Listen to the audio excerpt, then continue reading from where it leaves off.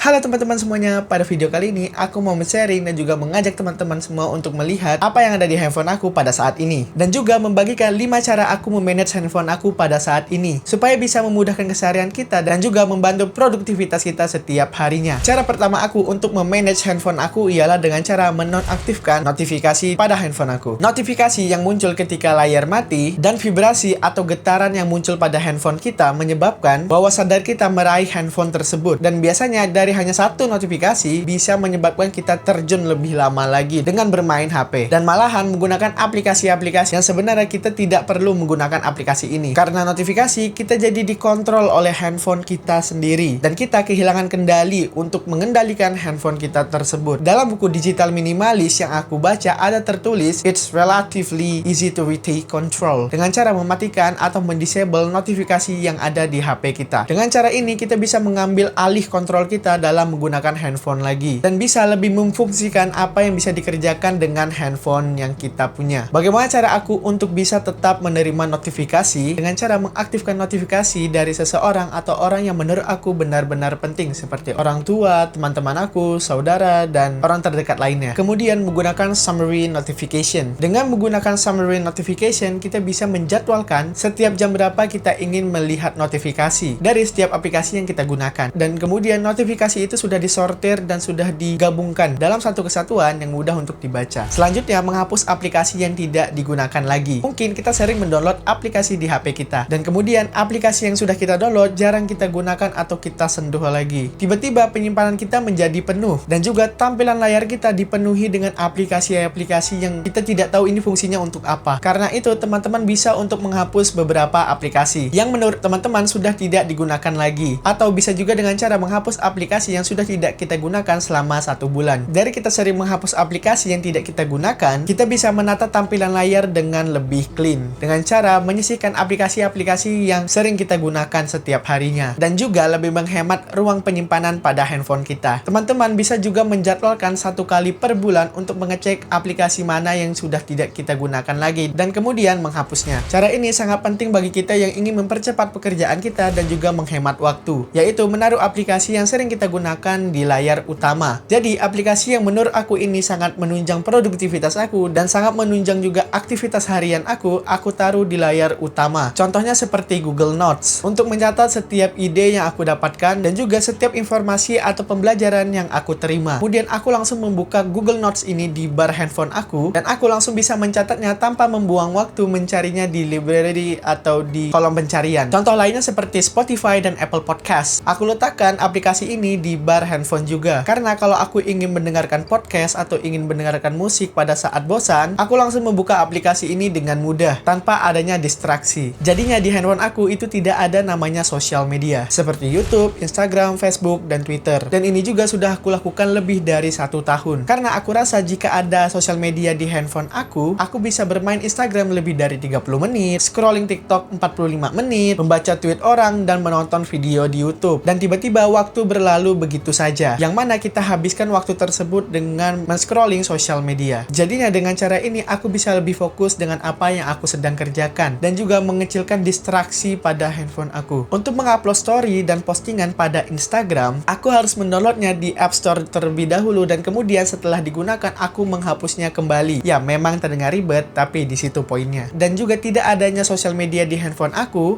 jadi terhindarkan dengan namanya FOMO atau Fear of Missing Out, yaitu takut ketinggalan informasi, berita, atau update-update yang ada di dunia ini. Fungsi auto wake up yang ada di handphone kita mungkin sangat membantu kita untuk membuka handphone tanpa mengetap layar atau menekan tombol power. Jadi di sini aku mau cerita sedikit. Jadi aku pernah untuk mencoba eksperimen terhadap diri aku untuk mengaktifkan auto wake up selama seminggu pada handphone aku. Beberapa hari yang dilalui memang rasanya itu nyaman sekali karena aku tidak perlu lagi menekan tombol power, yang mana aku tinggal mengangkat handphone tersebut dan handphone itu langsung terbuka dan aku hanya memasukkan password saja. Dari ini menimbulkan masalah dan juga kemudahan dari aku menggunakan handphone. Kemudahannya yaitu aku jadi lebih mudah menggunakan handphone tanpa perlu effort yang lebih. Kemudian masalahnya yaitu aku ketika bosan, aku cenderung mencari handphone. Ketika handphone sudah di tangan, layar langsung kebuka dan aku langsung bisa memainkan handphone yang aku pegang. Tapi pada saat auto backup dimatikan ketika bosan, aku meraih handphone aku dan aku mencoba untuk memainkannya, tapi pada saat saat ini aku harus menekan tombol powernya terlebih dahulu sebelum memainkannya. Dari hal ini aku jadi bisa berpikir, penting tidak ya aku bermain handphone ini pada saat ini. Jadinya dengan cara ini kita bisa menghindarkan yang namanya ketidaksengajaan dalam bermain handphone. Dan cara ini juga sudah sangat membantu aku. Itu adalah 5 cara aku untuk memanage handphone aku pada saat ini yang bisa aku bagikan kepada teman-teman semua untuk menghindari distraksi dan juga adiksi pada handphone yang kita sedang gunakan. Jika teman-teman merasa video ini bermanfaat, teman-teman bisa membagikan video ini kepada teman-teman semua. Cukup sekian video kali ini, aku Khairul Abdan, sampai jumpa di video selanjutnya. See ya!